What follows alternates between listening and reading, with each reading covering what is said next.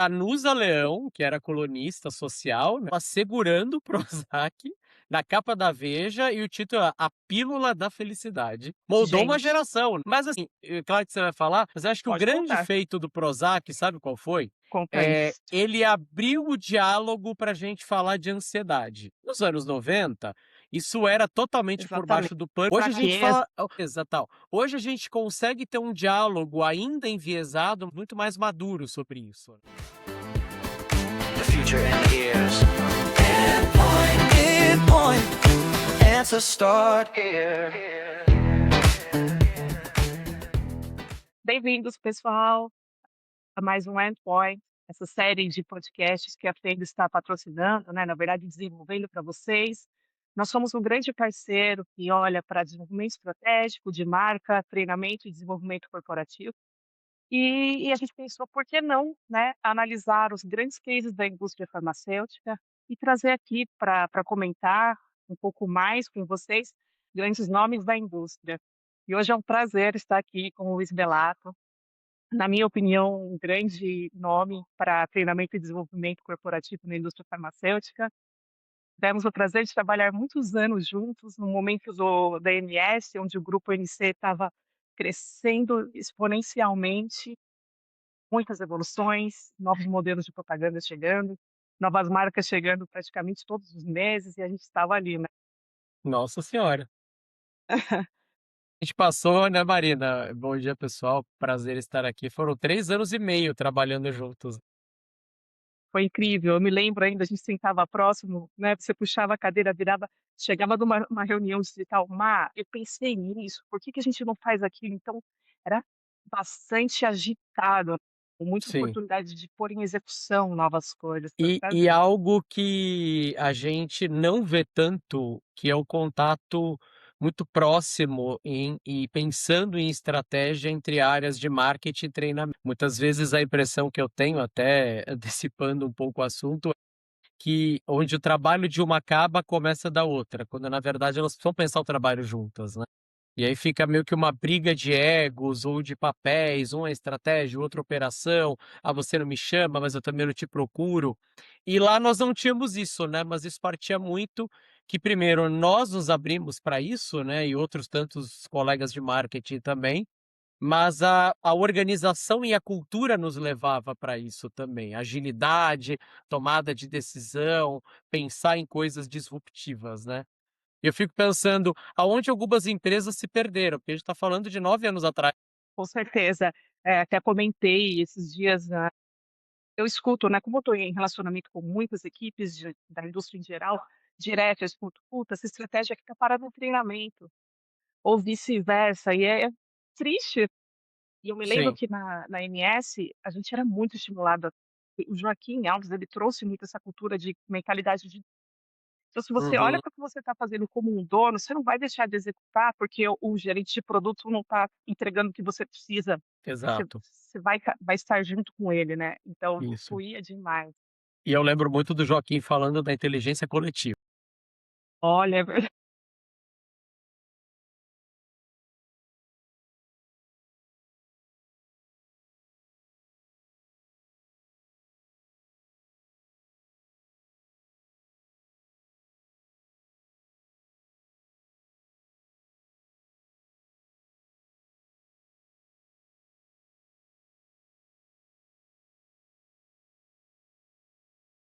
Já assisti até de alguns colegas que da área de treinamento, como a Jaqueline, que esteve com você maravilhosa. recentemente.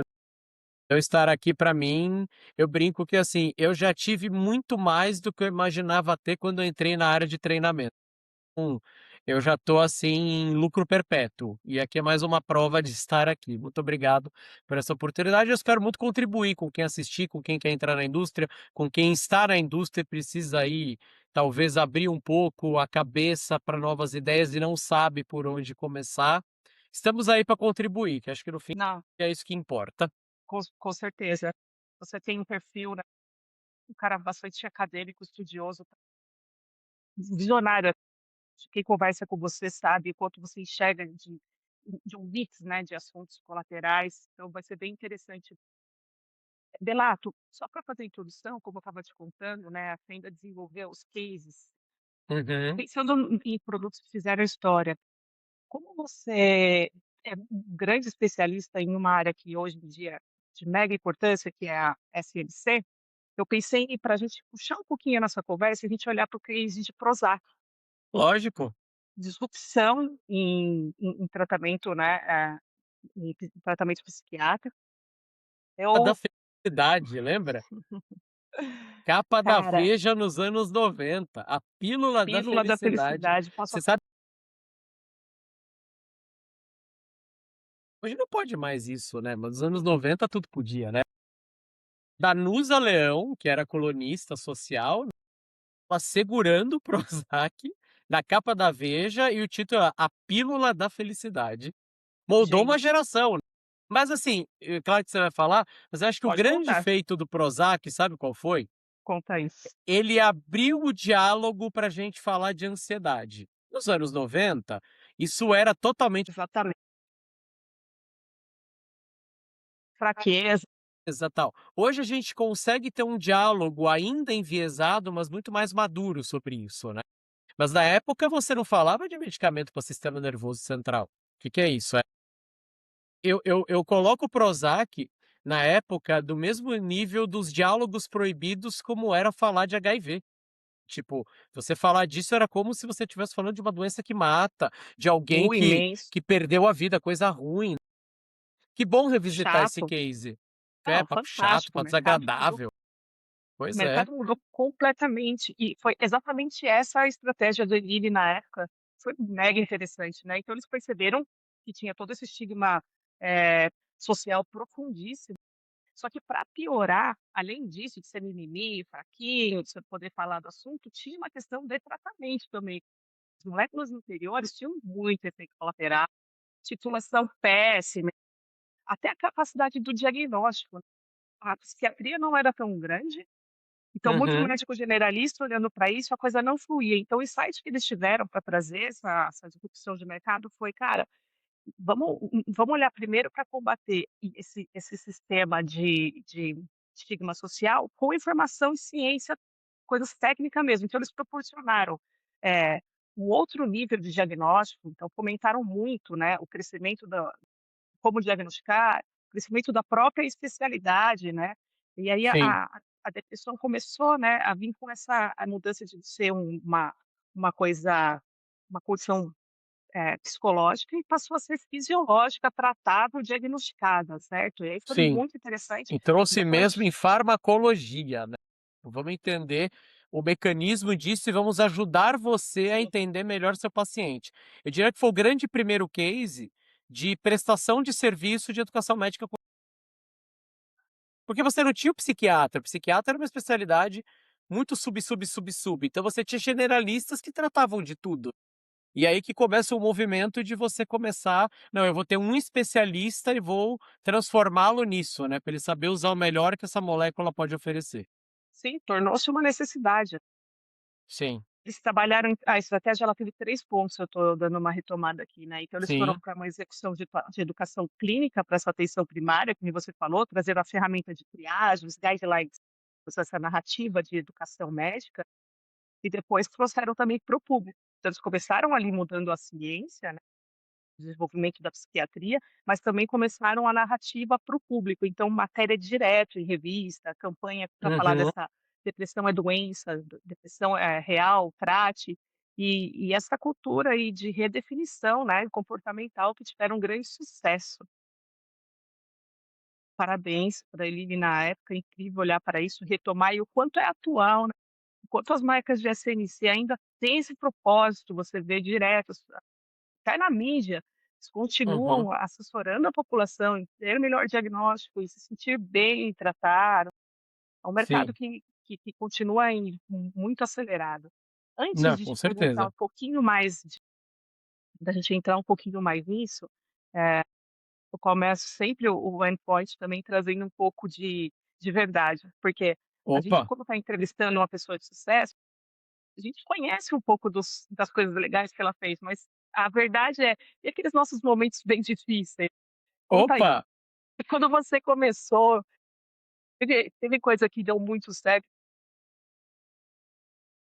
Tem coisa que se eu olhasse hoje, eu não faria.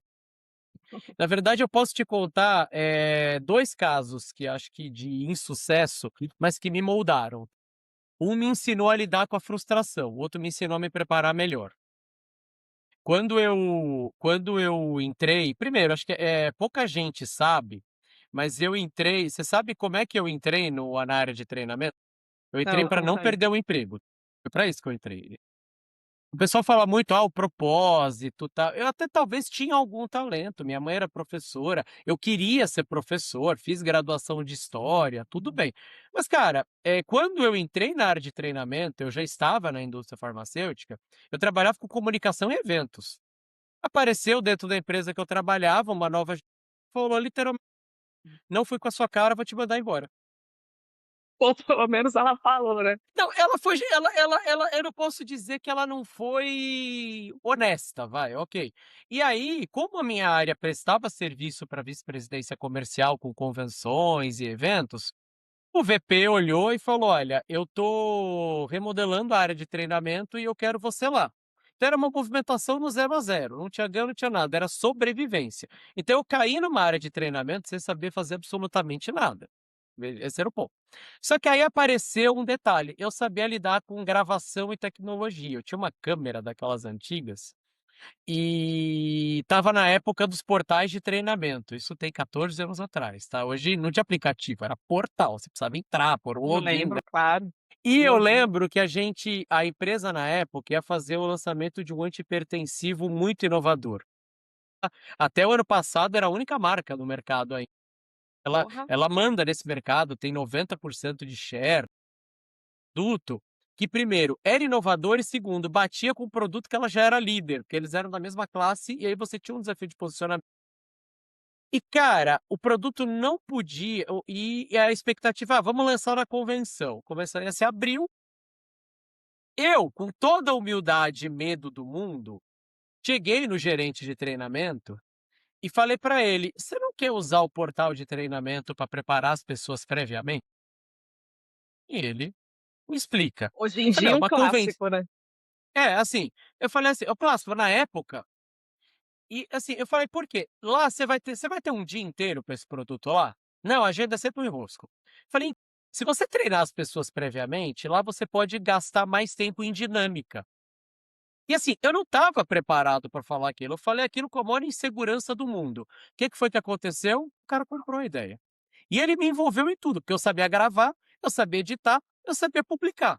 Então, ele comprou a ideia, ele era o cara que aparecia, eu estava nos bastidores, mas ele me levantou nessa história. Tanto que, só que aí você tem que lidar com as frustrações. No dia do lançamento do produto, lá, ele me queria junto dele. O nosso nacional não deixou. Falou: "Não, não, você vai para outra sala". Só que acabou do quê? O produto ele teve um atraso ainda de 4 meses, e aí no final de junho, marcaram uma reunião, só com a unidade de negócio que lançaria, para efetivamente agora vai para lançamento. E eu lembro aí que começou um movimento do gerente de treinamento, a força de vendas, pô, o Belato tem que estar lá, o Belato fez muita coisa, ele participou disso. E o meu nacional falou: "Só podem ir Será, 2 né. pessoas, eu e o gerente de treinamento". Então ali, acho que o primeiro fracasso foi esse, porque você tem que lidar com a frustração de um trabalho que você fez, e que você recebeu tapinha nas costas, etcétera, mas no momento da celebração você não pode estar junto. Lidar com as emoções faz parte. Tem um trecho que eu gosto muito daquela série, de terapia, em que o Selton Mello fala assim: "Na maior parte das vezes não tem aplauso, é você com você mesmo". Então ali não teve aplauso, ali era eu com eu mesmo, e ninguém chegou pra mim e falou: "Olha, a vida é assim mesmo, olha, não fica assim, vai ter oportunidade", simplesmente, um ano depois, eu acabei sendo promovido a coordenador de uma outra linha, pelo trabalho, tal, e aí eu ia conduzir minha primeira sala de treinamento. Eu não tinha a menor ideia do que era fazer uma dinâmica, porque assim, olha a situação, o time vinha migrado da outra empresa, então eles eram representantes, não eram neófitos, eles já faziam, eles iam começar a promover marcas que eles já trabalhavam, o que mudou era o CNPJ. Sim, eles estavam numa outra empresa agora. "Ah, você vai treinar produto?" "Ah, não, os caras já trabalham produto." "Você vai treinar abordagem no médico?" "Não, os caras já trabalham abordagem no médico." Eu falei: "Vou fazer uma dinâmica de integração." E deu muito Ó, errado. Assim, as pessoas não entenderam o que era para fazer, eu também não sabia explicar qual era o negócio, e eu dei graças a Deus que em um determinado momento, pintou uma pauta que o nacional precisava falar com eles de coisas, e aí o cara assumiu a agenda. Então, a dinâmica começou errada e eu não fechei a dinâmica. Ali eu aprendi o quê? Você não entra numa sala sem o que eu como, por quê e qual a missão. E são esses 4 pontos que me guiam em qualquer treinamento. O que eu preciso ensinar ou falar, para que aquilo vai servir para a pessoa, o que eu espero que ela faça e qual que é o plano de continuidade. Então, ali foi para mim um fracasso e detalhe, ninguém notou.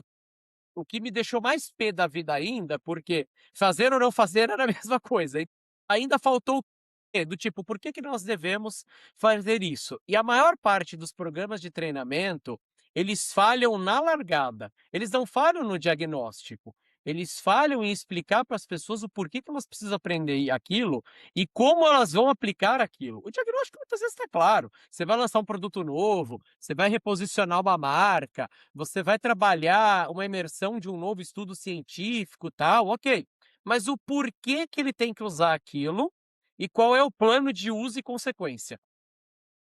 Então, e foram 2 fracassos que eu trago com muito carinho, porque trouxe eu muito sempre aprendizado. revisito eles para dizer: "Cara", por exemplo, a convenção da empresa ano passado, né, tinha tempo para treinamento. E era uma coisa que estava alinhada, porque, eh, era muita pauta de conteúdo expositivo, eu não concordei com aquilo, mas ok, era o que foi determinado, então eu teria que levar toda a minha agenda para o online. Só que em determinado momento, numa sala com 260 pessoas, sobrou 15 minutos. Aí a gerente de marketing virou para mim e falou assim: "Ah, vamos fazer uma dinâmica." Eu falei: "Não, não." Primeiro, não tem nada que una essas 260 pessoas, eles promoviam Caramba, produtos diferentes. Segundo, vir no palco para fazer palhaçada, eu já passei dessa fase, eles nunca foi essa pessoa, mas eu já passei dessa fase. Terceiro, treinamento, o improviso tem que ser controlado. Você pode acabar uma dinâmica antes e ter que fazer um debriefing, você pode ver que seu tempo está acabando porque as pessoas não conseguiram concluir e você vai ter que, assim, mas criar uma dinâmica do zero para 260 pessoas só para dizer que você fez algo, não. E aí você precisa ter alguma autoridade para dizer não, porque no primeiro momento: "Ah, bacana, ganhei 15 minutos." Quem não quer 15 minutos na frente de quase 300 pessoas? Mas aí você tem que falar do tal do propósito e tal do se for para as pessoas saírem dali do mesmo jeito que elas entraram, ou saírem sem saber o que é para fazer, é melhor não fazer nada. Então, a coisa tem que ter um pouco mais de sentido e organização. Então foi fracassos que me ensinaram que a área de treinamento, ela precisa se planejar dentro da função dela, ela precisa entender do negócio para ter bons diagnósticos e bons entregáveis, mas acima de tudo, em alguns momentos ela vai ter que ter bolas divididas, com a área de demanda, com a área de marketing, porque qual é o grande foco? São produtos diferentes, né. O marketing e o treinamento tem a mesma pessoa como cliente final, o representante, certo? Só que os produtos são diferentes. O marketing espera que aquele representante compre o produto dele, para que ele fale para o médico, leve para a farmácia. Eu espero que esse cara compre conhecimento para fazer o trabalho. Quem que leva vantagem? Quem paga prêmio? Quem tem mais visibilidade? Conhecimento não é tangível. O quanto ele vender aquele produto, ele aparece num palco, o gerente de produto bate palma para ele aparece em rankings, mas e o conhecimento? E aí é um ponto que acho que a gente vai entrar na interessante. conversa, sei que eu já estou furando a pauta, tá, que você sabe que eu falo mais que o Tá homem da fluindo cobra. bem. Porque assim, o conhecimento hoje, as pessoas falam muito: "Ah não, o conhecimento está aí, hoje tem muita informação, tem impacto da inteligência artificial", mas conhecimento sem aplicabilidade, você continua no mesmo lugar. E as pessoas ainda não esperam que, o conhecimento vai entrar de uma maneira osmótica. Se elas não colocarem em prática, não entra. E elas ainda esperam a bala de prata. A bala de prata é aquela mensagem, aquela coisa que vai virar a cabeça do médico. Não vai. Raramente você vai ter uma bala de prata. Você vai precisar de você não precisa de um grande argumento para fazer a diferença do médico, você precisa de uma grande conexão e uma mensagem bem estruturada para levar para ele, que faça com que ele olhe para sua marca. Você não vai ter novidade todo dia. Sim. Então, eu vejo que hoje as áreas de treinamento, elas estão sendo levadas muito sim para entender a estratégia, e elas precisam disso, mas a gente está caindo numa armadilha do excesso de conteúdo, a infoxicação, ou a obesidade do Obesidade, conhecimento. A obesidade da informação, não é nem do conhecimento, porque hoje você gera com um prompt de inteligência artificial, você gera um infográfico, você gera um roteiro de aula, você gera abordagens e está tudo certo. A questão é, eu estou aplicando? Eu estou tendo continuidade? Eu estou buscando internalizar e adaptar isso de acordo com o perfil dos meus clientes, com a minha estratégia de segmentação de marcas, etcétera? Não. E aí eu brinco que eu falei um termo essa semana que um gestor nosso, ele falou: "Cara, nunca ouvi isso, vou adotar para mim", que é o papagaio de catálogo. Papagaio de catálogo é um cara que repete as mesmas coisas, dos mesmos produtos o tempo todo, e ainda culpa o outro que não toma uma atitude diferente. Que hoje a gente faz? Os vendedores de porta de catálogo, o que a gente fazia? Não abria a porta, certo? Hoje eles estão no WhatsApp, a gente bloqueia eles. Ah, e os que vão no consultório? O médico fala: "Não, não vou receber, eu só recebo esse e esse", que são diferentes. que são os diferentes. E por que são diferentes? Porque entregam algo diferente ou, no mínimo, geram curiosidade.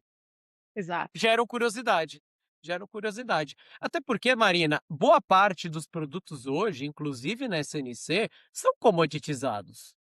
Você pega os 2 últimos grandes lançamentos do universo da SNC, os 3 últimos. Tina, já abriu para similar e genérico. Fetamina, já virou guerra de preço, já virou guerra de preço. O último que você tem, que ainda que seja um mercado muito nichado, mas que provavelmente vai ser o próximo a ser quebrado, é o Brexpiprazol.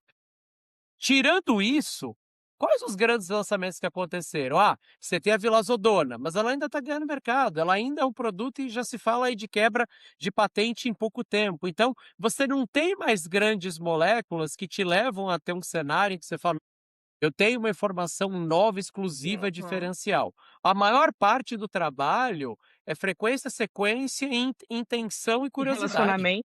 E relacio Cara, deixa eu te perguntar, eu gostaria de saber mesmo. Bom, hum, dentro disso que você trouxe agora, a gente percebe, né, a gente tem um produto que ele é um assistente, né, virtual, eu falo que é o melhor amigo do Propaga, do representante, porque a gente consegue colocar ali N estratégias, diferentes aberturas de propaganda, assuntos novos do produto, assuntos novos da cardiologia, por exemplo, para abordar com o uhum, médico. Coisas que o representante pode entrar antes da propaganda, perguntar ali para o assistente: "Ó, como eu posso surpreender esse médico na propaganda de Prozac hoje?". Ele dá, cara, várias sugestões, como se fosse uma hum. revista para o representante chegar e ter uma coisa Sim, diferente para falar. certo. A gente implantou está em fase de implementação, teste numa grande indústria nacional, os caras não usam. Por que que você acha que acaba acontecendo? Usam pouco, tá? Eu vou te dizer uma coisa, você sabe que o gatilho da escassez e o gatilho da novidade, eles são perecíveis, né.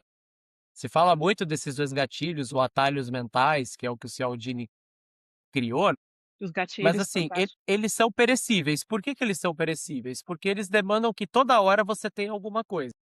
E eu acho assim, hoje a gente vive num mundo de estímulos muito grandes, que se você não tiver alguém que faça o papel do chato do rolê, de fomentar o uso, expor que está usando, expor as boas práticas, expor o não uso, você não muda um comportamento.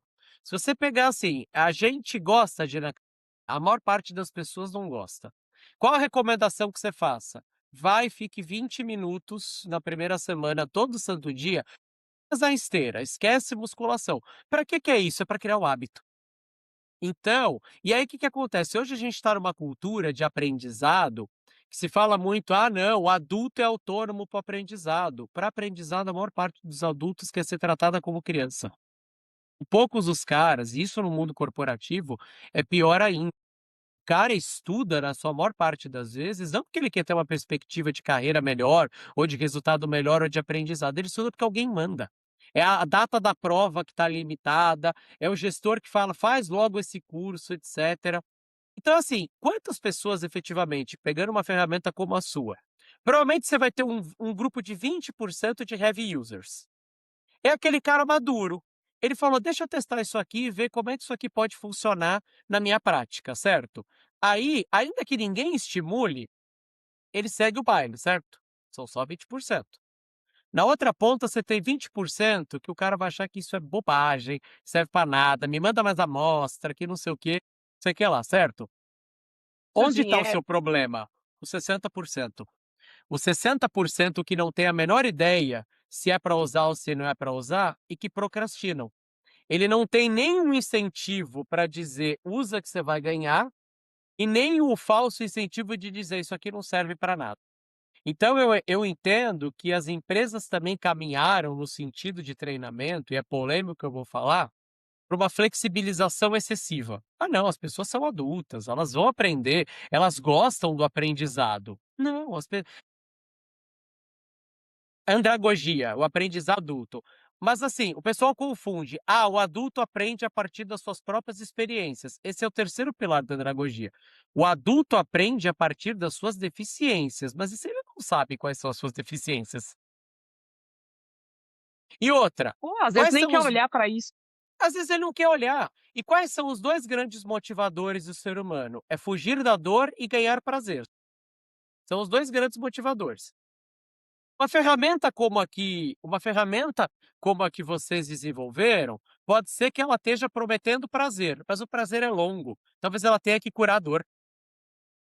Qual é o buraco que você tem hoje no relacionamento com o médico? Sei. Bora testar aqui na ferramenta? E outra, se você não tiver um gestor, e aí é uma outra polêmica, os gestores de campo da indústria farmacêutica não se reconhecem e não querem se reconhecer como desenvolvedor de pessoa. Não estou falando nem como treinador, é como desenvolvedor de pessoa. Ele vê que o papel dele, e as empresas muitas vezes fomentam isso, é o quê? Você está ali para garantir que o cara trabalhe, é disciplina na execução e trazer o resultado. A questão comportamental do aprendizado, do conhecimento, ela fica numa nuvem muito filosófica. E aí, o cara vê uma ferramenta como essa, ele já tem que lidar com auditoria, com Power BI, de RDV, RDV. com o sistema de ponto, dependendo da empresa, com não sei o que, ele fala: "Cara, é mais uma ferramenta". E aí, que o gestor vai: "Ah, não, mas é uma boa ferramenta de treinamento". Nem o cara comprou a ideia. Então, assim, eu percebo que Uma hoje as roda áreas de muito grande. é uma roda muito grande, mas se eu não vendo o benefício, ou não vendo como é que isso vai curar uma dor em mim, você pode ter certeza que o cara vai ver como mais um, é o padrão mental. E hoje você está num mercado tão comoditizado, você está num mercado que está colocando cada vez mais pressão em termos de resultado. O médico está cada vez mais fechado. Ele fecha o consultório, ele fecha a porta, ele está aprendendo a usar a inteligência artificial para se informar de congresso. Então, o papel do representante hoje é um papel que está em redefinição. Eu não sou dos fatalistas que dizem que vai acabar.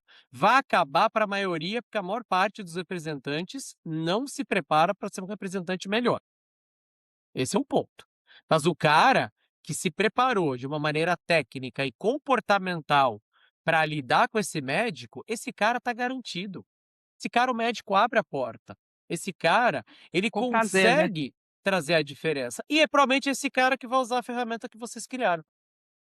Porque ele é curioso, porque ele é inconformado, porque ele vê que o estudo faz diferença e porque ele busca pegar esse estudo e transformar em algo melhor, entendeu? Que aula. Eu sei que é bom que o pessoal saiba que eu estou furando o teu roteiro.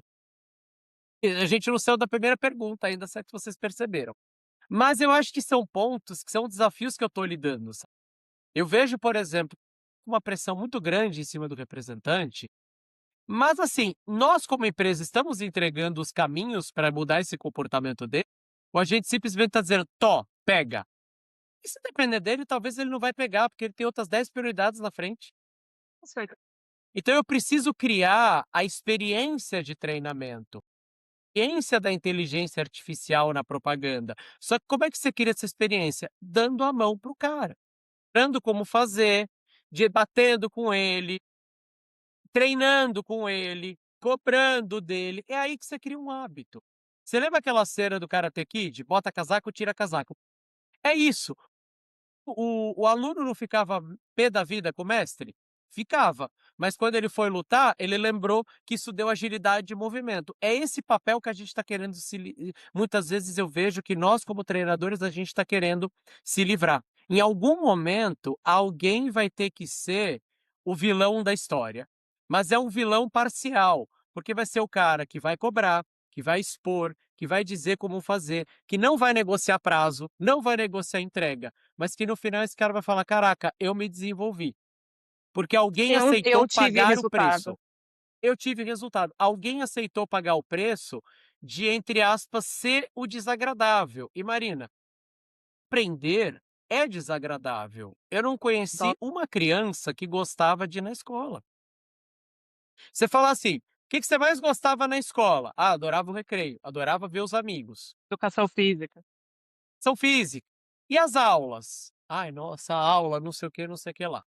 Transfere para o mundo corporativo. O que que você mais gosta de uma convenção? "Ah, reencontrar as pessoas. Ah, esse clima de engajamento. Ah, é a festa, etcétera". Ninguém fala de treinamento. Mas aí você ouve as empresas o que falando? "Ah não, a ação, pauta dela tem que ser treinamento". Mas as pessoas que vão para a convenção são as últimas que sabem disso. Eu sinto, falta uma desconexão, né, Tem uma desconexão. E total. assim, se a gente não toca nessa desconexão, a gente não muda esse gap que tem e não muda a cultura das empresas. Se uma convenção for treinamento, o treinamento tem que estar na mesa. E do tipo: "Quanto tempo você precisa?". "Eu preciso de 50% do tempo". E não, desculpe o termo, negociar migalha. "Ai, sobrou Uhum. 15 minutos". Não, é melhor não fazer. Porque daí se eu faço e dá ruim, tá vendo? Não tem treinamento, o treinamento não tá preparado. Você vai validando o que não precisa, Exato, porque você não vai trazer exato. nada E aí nada você bom. fala: "Ah, mas é que o treinamento presencial é mais efetivo". Eu não sei, a gente mede resultado para dizer isso? O treinamento presencial é mais engajador do que o online, isso é um fato. Se você quer garantir, presença, o online funciona. Se você quer garantir engajamento e experiência, é o presencial. Mas os 2 são capazes de entregar resultado se você fizer um mix dos 2 e estabelecer os critérios de avaliação e expectativa. Porque senão fica aquela coisa: "Ah, faz o online", mas fica aquela coisa meio: "Faz porque tem que fazer, deixa o presencial para outras coisas". E hoje, cada vez menos, a gente tem encontros presenciais, por questões financeiras, por questões logísticas. E não dá para você, então, ficar, desculpe o termo, demonizando o online. O online é uma realidade, ele está aí, mas eu estou preparando as pessoas para usar o online da melhor forma? Talvez não, talvez não.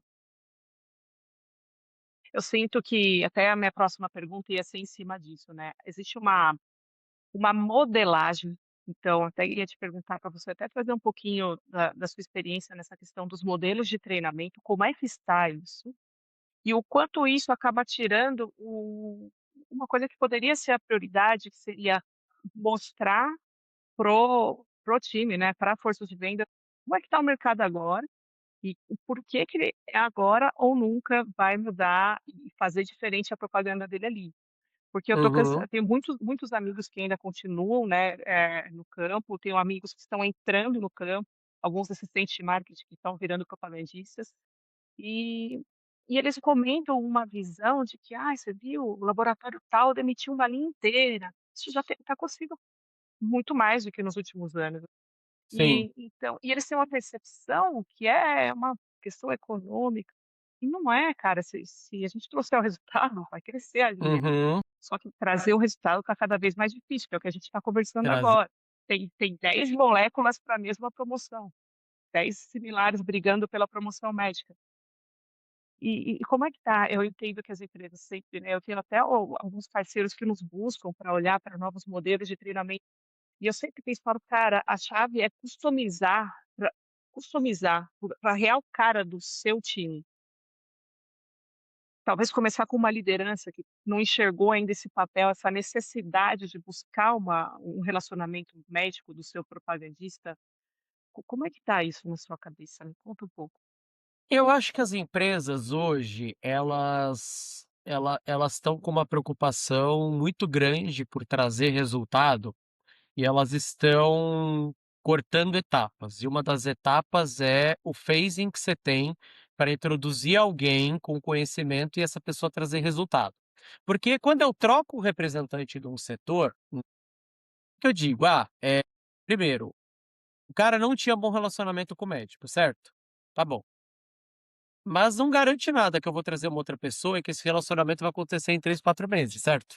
Então, qual é o phasing que eu tô dando?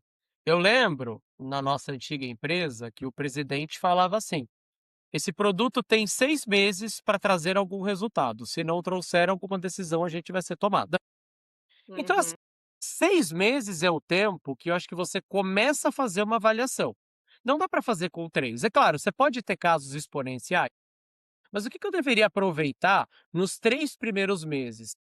Trabalhar o treinamento desse cara, a abordagem desse cara, foco das marcas e um painel muito redondo para saber de 180 médicos, 100 são os 90 que eu vou ter que me aproximar muito forte. É aquele cara que é a tua alavanca, ele vai acelerar teu resultado. É a partir daí que você consegue, mas geralmente você coloca um cara no campo e você quer que ele esteja no campo logo para fazer um trabalho generalista. Você precisa visitar e você não coloca uma Impressionante. estratégia ou diz: "Ó, lê os PPTs do marketing, que a estratégia tá ali". E aí o médico desarma ele na primeira coisa: "Eu uso o teu produto". Aí ele fica feliz. "Você abriu a auditoria para ver?". "Ah, não, não abri, mas ele falou que usa".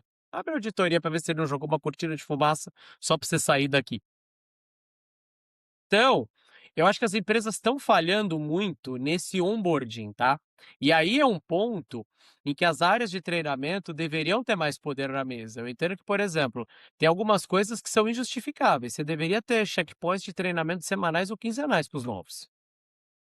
Mas o que você consegue muitas Geralmente você vezes é quando dedica 2 sobe semanas, é, solta e nunca mais e vê. depois não faz mais nada. Então, só que assim, por exemplo, eu já sou contra esses cursos de novos extensos, porque depois você solta o cara e não tem continuidade. Você literalmente diz: "Treinamento é um evento e não um processo". Só que agora, por exemplo, deixa o cara, ele estuda contigo numa sexta, ele vai a campo na segunda, na sexta ele tem um novo checkpoint. Para muitas empresas isso parece morte, "Não, eu tô tirando o cara do campo". Mas cara, quanto Impressionante. custa quanto custa ter um cara mal preparado no campo 5 dias por semana fazendo um trabalho nota 5 para baixo? Quando você deu oportunidade para essa pessoa e você deveria investir nela, até que ela prove que não vale a pena investir ou não, que ela respondeu. Mas ainda existe uma cultura das empresas dizendo: 1 ou 2 dias de treinamento, faz uma mentoria, o cara tá pronto. Não tá. Tá. Delapo, E aí, Marina, e aí tem um outro ponto que eu preciso te dizer. A gente hoje cai numa armadilha, que sabe qual é? Eu trouxe um cara com experiência. Ele já tem X anos na indústria. Ele vem de uma casa tal que a pegada sempre foi muito forte, né? Por que que ele não performa na largada aqui? Você mudou a cultura, você mudou o ambiente. E as pessoas não percebem isso. Programação neurolinguística, que a gente estudou. Muda o ambiente, muda os comportamentos. Então, se o cara, por exemplo, tem uma pegada muito acelerada, ele tinha essa pegada acelerada porque alguém colocava pilha nele ou porque ele era assim? "Ah, nossa, aqui ele virou outra pessoa", porque talvez esteja faltando aquela pessoa para colocar pilha nele. E a gente sabe, a casa que a gente veio, a cultura te colocava pilha. Para quem já era pilhado, verdade. tu pilhava 2 vezes, entendeu? E funcionava. Mas agora, quando as pessoas saem, por que que elas saem e vão para outras casas e parece que: "Ah, nossa, parece que desaprendeu a trabalhar". Exatamente porque mudou a cultura. "Ah, eu fui para um lugar mais tranquilo, um lugar assim, não sei o quê, não sei". Então você está dependendo muito mais da atitude da pessoa do que propriamente de um processo estruturado que gere performance e gere aprendizado. Exatamente. Então pensando, a gente está falando, né, nesses módulos de treinamento, nos modelos, eu sinto uma necessidade do modelo de treinamento, além dele vir customizado, ele vir com o quê de geração de desenvolvimento de liderança com cultura. Aí Sim. vai isso eu nunca senti, eu sinto muito, né, o modelo que abertura é assim, quebra de objeção é assado, fechamento assim.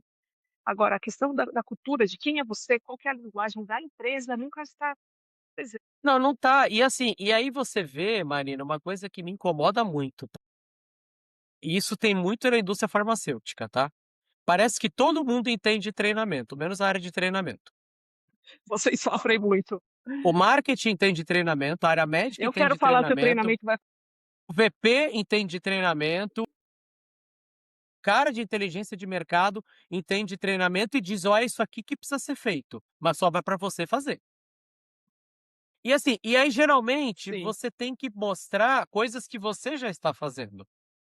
Ou que não é o conteúdo, é o método e a continuidade. Se você perguntar assim para mim: "Qual o segredo de um treinamento bem feito?", você vai se decepcionar. É um bom diagnóstico, uma boa aplicação inicial e uma continuidade e a cobrança de consequência. Não é um PPT lindo, não é um vídeo maravilhoso, é um processo. Treinamento é processo. Só que aí, para você aplicar processo, você precisa de gente dedicada e que e te você apoie. precisa de uma cultura que apoie, dizer: "Não, beleza, você pode cobrar o processo". Não pode ter casos que, por exemplo, você inicia uma rotina de avaliação e diz assim: "Ah, tá tendo muita avaliação, vamos suspender aí que o pessoal está reclamando". Então a gente está dando uma carta branca para dizer: aprender e verificar se o pessoal estudou o material de ciclo não é importante. É isso que a gente tá dizendo?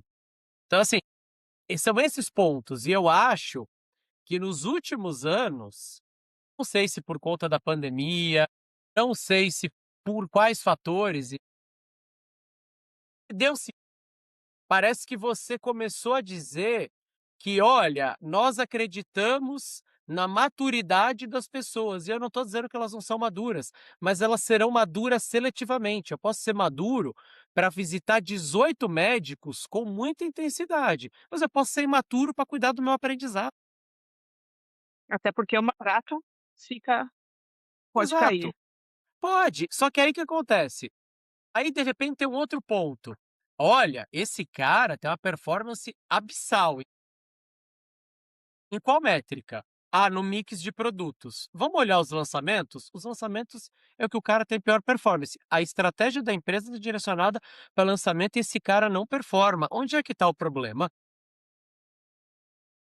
Então você precisa ter conversas nesse sentido, e a área de treinamento, eu entendo que hoje, se ela não é convidada para sentar na mesa, ela tem que puxar uma cadeirinha e dizer: "Eu vou ficar sentadinho aqui na ponta que eu quero ouvir o que vocês estão conversando". Eu vou ser o desagradável, entendeu? Eu, por exemplo, eu pego relatórios de performance, DDD, de receituário, e eu tiro projetos dessa análise. E uma coisa que me incomoda muito, esses projetos, eles me deixam feliz que eles vêm da nossa análise de resultado. Mas o que me deixa triste é, por que que eles não vêm de outras áreas de negócio para um trabalho em parceria? Ou não tem ninguém olhando, ou então, o que importa aqui é recurso, não é treinamento. Então eu não estou olhando para conhecimento e competência técnica e comportamental dessa pessoa. Eu entendo que se eu colocar mais amostra, se eu colocar mais material promocional, se eu colocar algum investimento de relacionamento médico, eu viro o resultado. Então conhecimento não é uma estratégia que vira o resultado. E aqui é um buraco onde as empresas farmacêuticas se meteram. Perfeito, eu sinto Por a quê? mesma coisa. Elas adoram dizer, e lamento a polêmica, elas adoram dizer que elas querem ter um representante bem treinado, um cara especialista. Todas adoram, mas elas não querem pagar o preço. O preço é ter o cara menos no campo, o preço é ter um processo que vai sustentar uma rotina de avaliação e feedback às vezes duro. O preço é ter um cara que vai se estressar sim no estudo de metodologia de vendas e conhecimento de mensagem e posicionamento de marca. Aí de repente O preço é deixar para trás esse é, status quo do visitão, por exemplo. exato. Há 15 a mais de 15 eu era propagandista, e eu me lembro eu trabalhava num setor que tinha muitos líderes de opinião. Para você falar com um líder de opinião na época, você ficava 4 horas até. Só Sim, que você sentava e saía com um negócio, com outras atividades, enfim, era uma visita muito valorizada. Só que eu tinha que fazer 13, 14. Então quando eu recebia muita pressão pelo visitante, eu acabava não indo nos grandes líderes. Por quê? Porque eu precisava ir no cara do PS, falar com 3, 4 ali em 40 minutos. A empresa acaba perdendo muito, mas é impressionante, o tempo passa, né, o tempo passa e a gente não, você Por vê o quê? gestor cobrando a média de visitação. Porque assim, você vê o quê, Marina? Vamos pensar. As 5 principais farmacêuticas do Brasil hoje, certo? Qual que é o modelo de negócio? É generalista. É um exército de representante visitando muitas especialidades. E eu não estou dizendo que isso é errado, é o modelo de negócio. Mas como é que eu preparo esse cara para ele entender o cliente e ser um especialista? O meio não o prepara. Aí você pega algumas empresas dessa nos últimos anos, tentaram até a que a gente estava. Vamos lançar um produto inovador, certo? Vamos lançar um produto inovador, exclusivo, que vai exigir um diálogo diferente. Não funcionou, porque eu tentei aplicar o mesmo modelo. Esse produto, ele exigia uma visita exclusiva, diferenciada, eu vou entrar em mecanismo de ação. Mas eu não tinha um cara que já era treinado para aquilo, eu não tinha um gestor que já observava se o cara estava treinado para aquilo, e pior, eu não tinha um médico que esperava isso do representante. Os padrões estavam muito Uhum. estabelecidos, as crenças estavam muito bem estabelecidas. Você vê, Mies tentou lançar produto inovador, não deu muito certo. Alguns Batina. deram, mas a maioria não deu. Biolab tentou, também não. Euro está tentando agora, está escorregando, por quê? Porque você vem de um modelo que quando você fala: "Não, eu quero agora ir para algo que é muito especialista, algo que é muito diferente, eu preciso reinventar minha cultura de treinamento". Não dá para você A aplicar as cultura mesmas gerencial. técnicas em algo que exige diferença. Não dá, entendeu? Agora, no modelo generalista de negócio, é onde você fomenta essas aberrações que existem até hoje, como Davidac, de produto, você vê a galera falando disso até hoje. Outro dia me pega: "Nossa, a gente devia voltar a imprimir os manuais". Se eu isso aqui pra quê? "Ah, que não é bom de ler". Ah, tá bom, se eu te mandar o manual, você garante que o teu representante vai ler? Você não garante. Eu lembro, meu primeiro trabalho como área de treinamento, sabe qual foi? Distribuir manual. Na convenção, era aqueles manuais de pasta plastificada, Sim, que o cara ia receber 4 fichário, né. blocos de fascículo por ano, e ele saía dali com o pastão, e os primeiros fascículos eram sobre sistema cardiovascular. No segundo quarter, ele receberia o portfólio, no terceiro, os benefícios, no quarto, as abordagens, no quarto ano acabou. O quarto ano acabou, eu passei 9 meses sem fazer como o cara abordar. Hoje isso não funciona mais. Só que também você quer hoje que assim, como é que eu abordo um cara para falar de marca tal perante molécula tal? Depende, você sabe as diferenças entre uma e outra? E mais uma vez, a pressão hoje, a gente vive hoje num mundo muito veloz, né. Eu confundo muito, eu não gosto do termo dinâmico, eu digo que é atrapalhado ou atropelado. Porque o dinâmico, ele ainda te bota Ele uma funciona. ordem. Mas assim, hoje a impressão que dá é atropelado, tá tudo muito atropelado. Então você quer que o médico prescreva e lembre da tua marca, sem investigar se ele sabe qual é a tua marca, qual é a tua molécula. Vou dar um exemplo. Nós, na Torrent, temos um produto que é referência. Então é uma prescrição exclusiva, não pode ser trocada. Mas ele é um produto que ele demanda explicação e ele demanda que o médico experimente para ele ver a diferença, certo? Qual o último argumento que esse produto cabe? Preço. Nem deveria ser cogitado. Não A não deveria ser ser que se o médico cogitado. Exato. Mas aí você tem um segundo ponto. A tua estratégia toda, muitas vezes de treinamento, ela é baseada na mensagem: o produto é exclusivo, ele blinda o seu receituário. Ela cai por terra com uma pergunta: e se o médico não prescreve a tua marca? Como é que vai blindar algo que não existe? Qual é a estratégia para converter o cara que não usa o produto? Aí eu preciso entrar no diálogo, eu preciso entrar na técnica. Então, eu digo que assim, hoje, por esse mundo de informação tão veloz, gente tá bem perdido e atrapalhado nisso, entendeu. Então, você hoje precisa ter, e eu sei que um dos tópicos da nosso é sistema nervoso central, o psiquiatra mudou muito. O psiquiatra, ele vem nos últimos 20 anos de uma pegada muito técnica, mas hoje ele precisa ser um cara mais comportamental, porque ele precisa reter o paciente, tanto que você vê a quantidade de psiquiatras que também são psicanalistas hoje, porque é uma estratégia de retenção e tratamento mais Com unificado. certeza. Esses psiquiatras hoje que estudam mais, eles estão se segmentando. Então hoje você já tem o cara que é especialista em transtorno bipolar, o cara que é especialista em depressão com transtorno de ansiedade, o cara que é especialista em depressão com insônia, ele vai se nichando. Esse cara sentiu a proximidade da indústria, muita gente começou a ir para lá, então ele também começou a fechar a porta para muita gente, e esse cara descobriu a rede social. Hoje, Quase um quantos dermato, né. psiquiatras, exato, estão aí no TikTok, no Instagram, falando de moléculas, falando de tratamentos para angariar pacientes, pela rede social você já poderia fazer uma segmentação. Veja as moléculas que ele mais fala mal.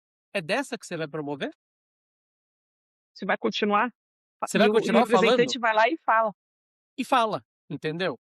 E assim, então eu entendo que hoje o psiquiatra, há 20 anos atrás, era um cara muito técnico. Hoje ele é um cara técnico e relacional. Então ele aprendeu muito essa questão do relacionamento, proximidade, etcétera.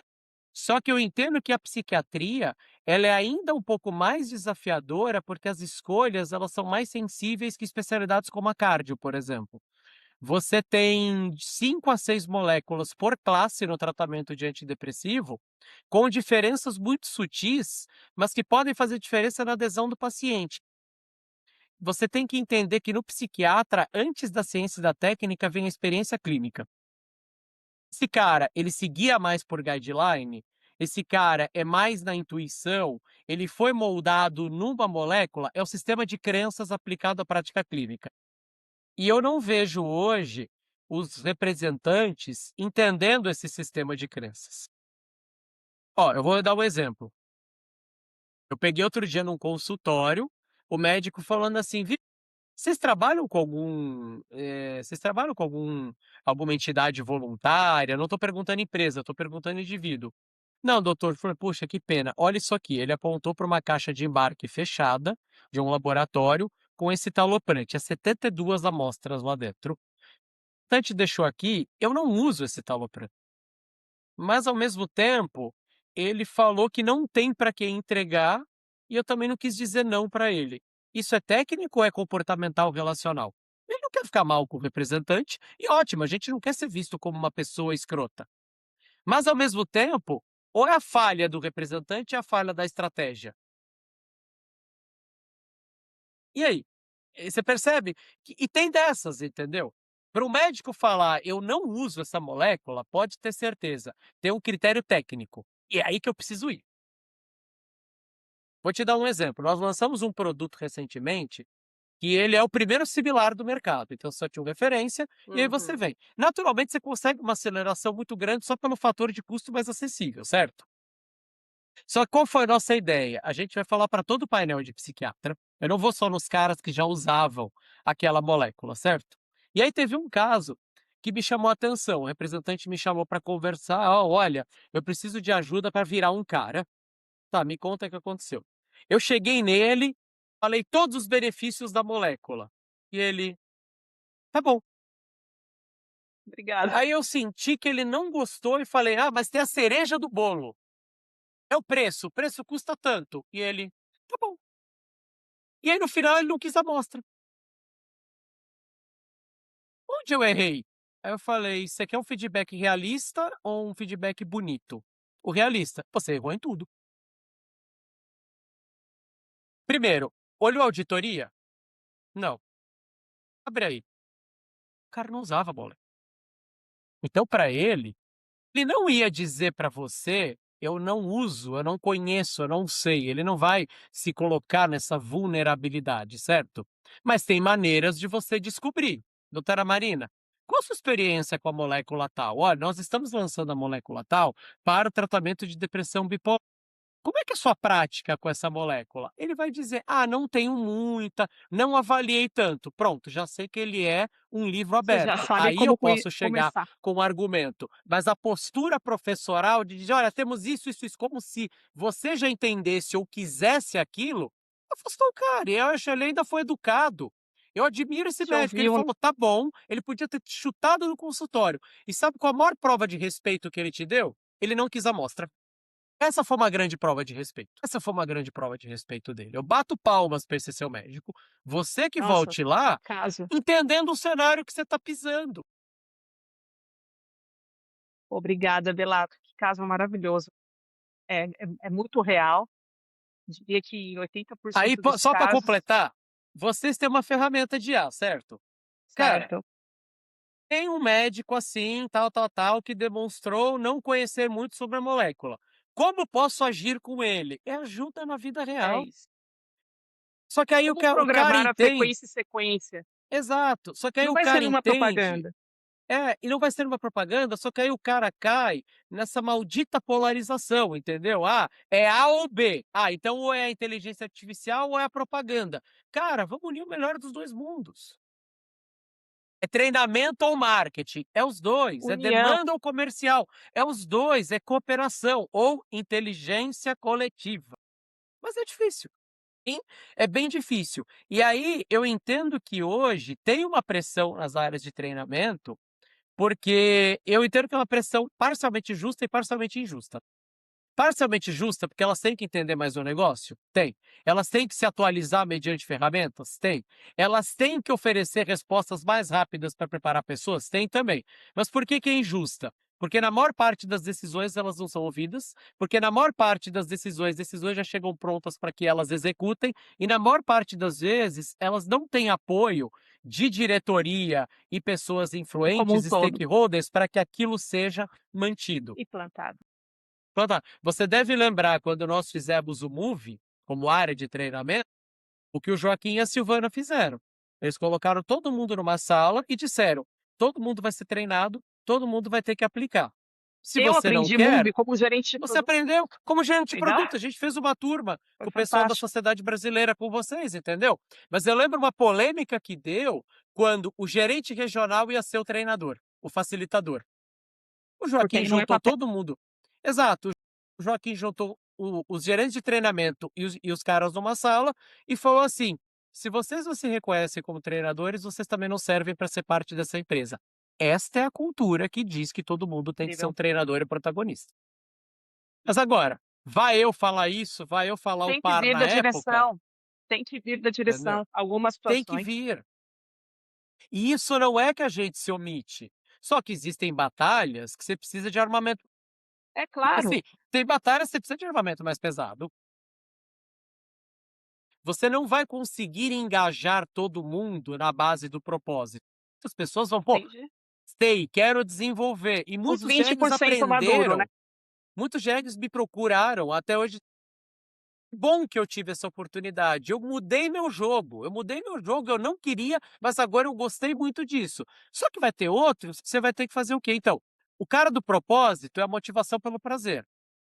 Cara da tarefa, da disciplina, é a motivação pela prevenção à dor. Os 2 vão ter que executar. Ponto. Relato, eu queria te agradecer de verdade. Eu acredito que essa gravação, os assuntos de hoje foram tão sérios e a gente consegue olhar para algumas dores da indústria que em 20, 30 anos ainda não foram mudadas. Eu aconselho todo mundo que está ouvindo olhar, porque daqui pode sair muita oportunidade para melhoria, novos projetos, novas formas de atuação, desde o representante propagandista até a alta gestão. São assuntos realmente eh, Ó, e difíceis eu vou deixar um de gancho, mudar. que é aquele eu vou deixar um gancho, que é aquele gancho de rede social, tá. Você sabe quem menos acredita na Pensei nisso. o propagandista. Uau! Ele é o que menos acredita no poder da propaganda médica. Ele diz que acredita, mas quando ele coloca que a amostra é mais importante, que roteiro é mais importante, que o PPT bonito é mais importante, que uma abordagem feita independentemente de quem esteja na sua frente é mais importante, que o recurso disponibilizado é mais importante, tá claro que para ele a propaganda médica é o que menos importa. E o que efetivamente faz a diferença é a propaganda médica, porque é a mensagem que faz o outro prestar atenção e mudar um comportamento. Obrigada. Foi Então eu muito agradeço. Eu sei que eu furei a pauta, e eu peço mil perdões incrível, por isso, mas eu avisei que eu falei: "Ó, talvez a gente não siga o roteiro", entendeu. incrível. Relato, de verdade, eu mesma vou assistir novamente. Quero fazer depois várias anotações de ganchos e oportunidades que você mostrou aqui pra gente. Prazer estar contigo, espero que Te a gente possa agradeço. em um breve momento. The future in ears. Endpoint, endpoint. Answer start here.